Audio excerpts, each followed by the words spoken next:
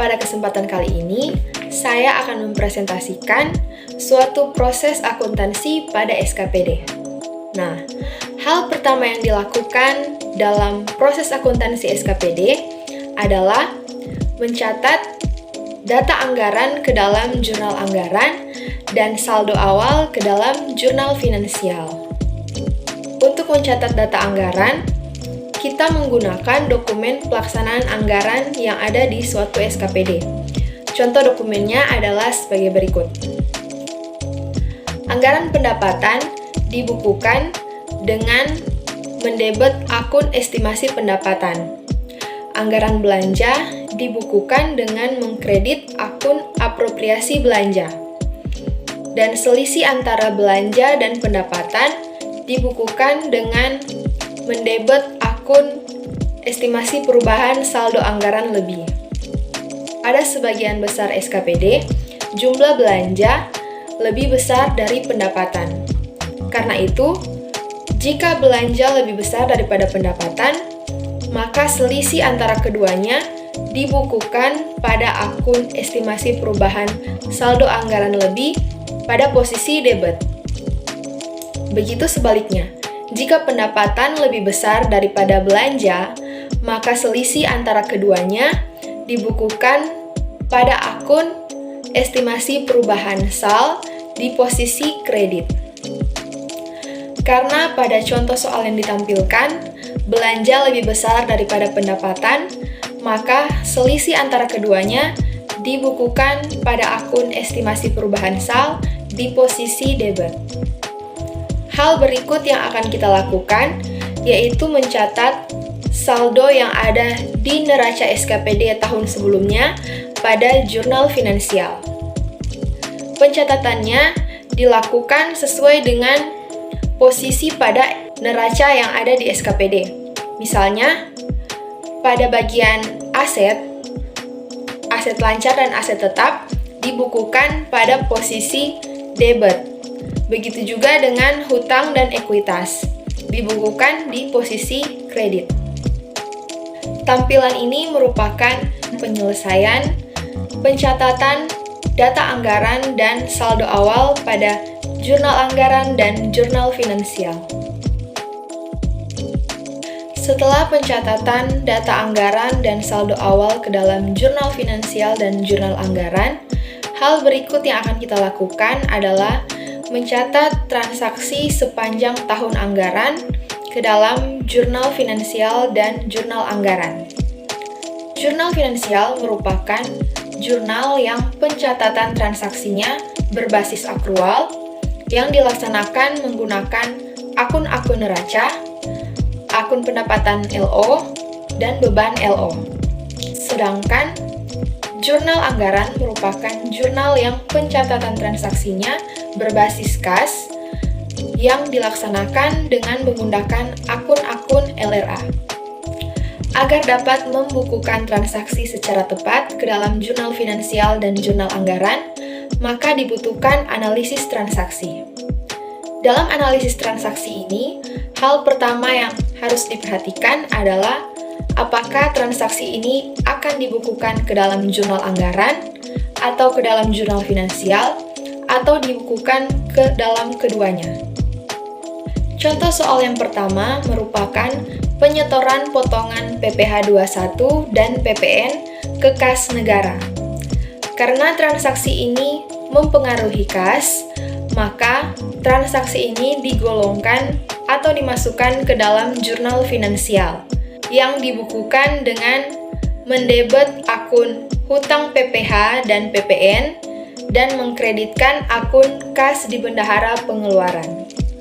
Contoh soal yang kedua merupakan pemindahan uang untuk persediaan dari kas daerah ke kas bendahara pengeluaran, yakni mempengaruhi akun neraca, maka transaksi ini dibukukan ke dalam jurnal finansial dengan mendebet akun kas di bendahara pengeluaran pada rekening PPKD. Karena uang ini merupakan uang yang berasal dari PPKD, karena itu rekening PPKD dimasukkan di posisi kredit. Transaksi yang ketiga merupakan contoh transaksi yang pencatatannya dilakukan dengan jurnal finansial dan jurnal anggaran. Transaksi ini merupakan beban operasional SKPD. Sementara itu, dana ditransfer langsung dari kas daerah dengan mekanisme SP2D LS, sehingga total penarikan dana dari akun RKPPKD bertambah. Dengan demikian, harus ada pencatatan dalam jurnal finansial, yang pencatatannya mendebet akun gaji dan tunjangan dan mengkredit akun RKPPKD. Karena transaksi ini menyebabkan terjadinya pengeluaran uang dari kas daerah yang membebani anggaran belanja gaji dan tunjangan, maka transaksi ini merupakan realisasi anggaran yang dimasukkan juga ke dalam jurnal anggaran. Dengan pencatatan mendebet akun gaji dan tunjangan dan mengkredit akun estimasi perubahan SAL. Transaksi dari tanggal 19 April, 24 Mei, dan 12 Juli merupakan transaksi yang sama, yaitu transaksi realisasi belanja modal. Sedangkan transaksi tanggal 7 Juni merupakan total realisasi belanja barang dan jasa. Nah, penjurnalan keempat transaksi ini sama, yaitu dicatat ke dalam jurnal anggaran dan jurnal finansial. Dicatat dalam jurnal anggaran karena transaksi ini menyebabkan terjadinya pengeluaran uang dari kas daerah yang membebani belanja modal dan belanja barang dan jasa. Sehingga transaksi ini merupakan realisasi anggaran yang harus dicatat ke dalam jurnal anggaran. Transaksi ini dicatat ke dalam jurnal finansial karena transaksi ini menyebabkan bertambahnya aset, sementara uang ditransfer langsung dari kas daerah dengan mekanisme SP2D LS. Karena itu, transaksi ini harus dicatat ke dalam jurnal finansial. Transaksi belanja modal yang merupakan realisasi anggaran dibukukan dengan mendebet akun belanja modal dan mengkredit akun estimasi perubahan SAL. Sedangkan transaksi belanja modal yang merupakan jurnal finansial dibukukan dengan mendebet akun aset dan mengkredit akun RKPPKD. Untuk transaksi tanggal 23 Agustus, dicatat juga ke dalam dua jurnal, yaitu jurnal finansial dan jurnal anggaran. Di dalam jurnal finansial, ada dua jurnal juga yang dibuat, karena dalam transaksi ini, kas di bendahara penerimaan bertambah, namun disetor ke bendahara umum daerah. Sehingga jurnal pertama yang dibuat, yaitu kas di bendahara penerimaan pada pelayanan kesehatan di puskesmas LO, atau pendapatan LO. Kemudian jurnal kedua, RKPPKD pada kas di bendahara penerimaan. Karena akun RKPPKD bertambah. Kemudian dicatat ke dalam jurnal anggaran dengan mendebet akun estimasi perubahan SAL dan mengkredit akun pelayanan kesehatan di puskesmas LRA atau pendapatan LRA. Transaksi tanggal 27 September merupakan total SP2DGU yang diterima selama tahun berjalan yang meliputi pengesahan belanja yang dibayar dengan UP dan pengisian kembali UP. Dalam transaksi ini dibuat dua jurnal, yaitu jurnal finansial dan anggaran, yang di dalam jurnal finansial terdapat juga dua jurnal. Jurnal pertama yang dibuat dalam jurnal finansial yaitu mencatat belanja UP yang di dalamnya ada honorarium tenaga ahli dan beban alat tulis kantor. Penjurnalan ini mengkreditkan akun kas di bendahara pengeluaran. Nah, jurnal yang kedua dalam jurnal finansial yaitu mencatat pengisian kembali UP dari rekening PPKD. Nah, jurnal yang kedua dalam jurnal finansial yaitu mencatat pengisian kembali UP dengan mendebet akun kas di bendahara pengeluaran pada RKPPKD. Untuk jurnal anggaran, pembukuannya mendebet akun honorarium tenaga ahli, belanja alat tulis kantor, dan mengkredit akun estimasi perubahan SAL. Untuk transaksi tanggal 4 Oktober, sama halnya dengan tanggal 27 September. Hanya saja, UP tidak diisi kembali, sehingga jurnal untuk pengisian UP tidak dibuat. Transaksi tanggal 8 November merupakan penyotoran sisa UP ke Bendahara Umum Daerah, sehingga jurnal yang dibuat hanya dalam jurnal finansial, yaitu mendebet akun RKPPKD dan mengkredit akun kas di Bendahara Pengeluaran. Nah, transaksi terakhir adalah PPh 21 dan PPN yang dipotong atau dipungut oleh Bendahara Pengeluaran, kemudian disetor ke kas negara. Transaksi ini dicatat ke dalam jurnal finansial karena mempengaruhi kas dan utang. Transaksi ini dibuat dengan dua pencatatan. Yang pertama, mencatat atas penerimaan potongan atau pungutan dari PPh dan PPN. Kemudian yang kedua, penjurnalannya, yaitu menyetor PPh dan PPN ke kas negara. Karena pada soal yang kita bahas terdapat penyesuaian, maka kita membuat jurnal penyesuaian seperti pada tampilan ini. Hal berikutnya yang akan kita lakukan yaitu memposting setiap akun yang ada di dalam jurnal ke dalam buku besar. Hal ini dilakukan untuk mengetahui setiap saldo dari masing-masing akun yang ada di dalam jurnal. Cara mempostingnya sama dengan yang dilakukan di perusahaan jasa dan perusahaan dagang. Tampilan ini merupakan tampilan dari masing-masing akun yang sudah diposting ke dalam buku besar.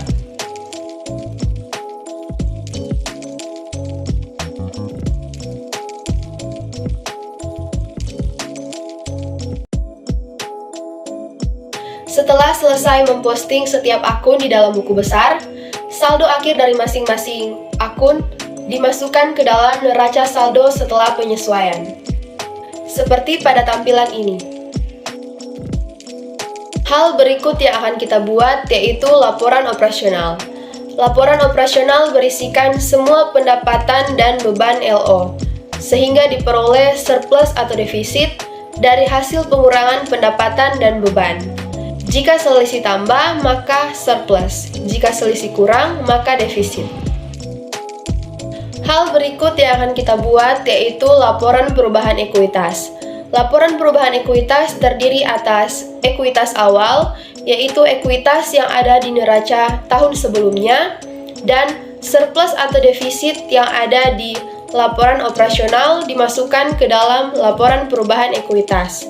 Sehingga pengurangan antara ekuitas awal dan surplus atau defisit merupakan ekuitas akhir.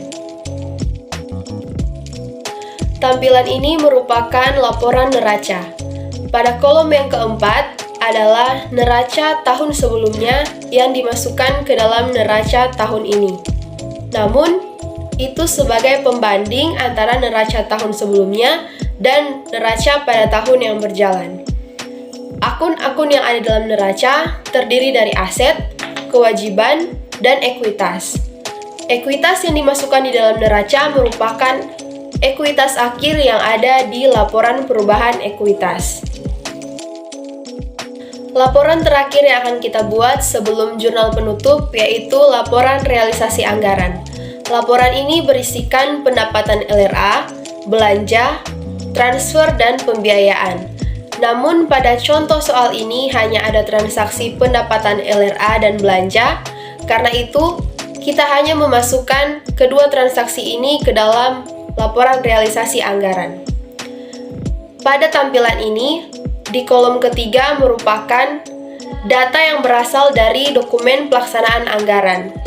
Dan pada kolom keempat merupakan realisasi anggaran yang dilakukan oleh suatu SKPD.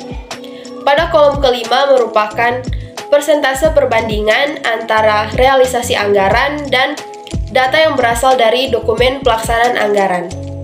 Cara menghitungnya, misalkan pada tampilan ini, pendapatan retribusi daerah dalam dokumen pelaksanaan anggaran di kolom ketiga berjumlah 54 juta. Dan pada realisasi anggarannya berjumlah 60 juta. Untuk menghitung persentasenya, kita dapat membagikan antara realisasi anggaran dengan data yang berasal dari dokumen pelaksanaan anggaran. Sehingga 60 juta dibagi dengan 54 juta dikali 100 hasilnya adalah 111%. Begitu juga dengan menghitung persentase antara belanja, transfer, dan pembiayaan. Selanjutnya kita akan membuat jurnal penutup LRA. Yang pertama yaitu menutup akun apropriasi belanja pada estimasi pendapatan dan estimasi perubahan SAL. Jurnal penutup yang kedua yaitu menutup akun pendapatan LRA dengan mendebet akun pendapatan LRA dan menutup akun belanja LRA dengan mengkreditkan akun belanja LRA, dan selisih antara pendapatan dan belanja dibukukan pada akun surplus atau defisit LRA di posisi debit. Kemudian kita akan menutup akun surplus atau defisit LRA dengan mengkreditkan akun surplus atau defisit LRA dan mendebet akun estimasi perubahan SAL. Selanjutnya kita akan membuat jurnal penutup LO. Yang pertama kita akan menutup akun pendapatan LO dengan mendebet pendapatan LO dan menutup akun beban LO dengan mengkreditkan akun beban-beban LO.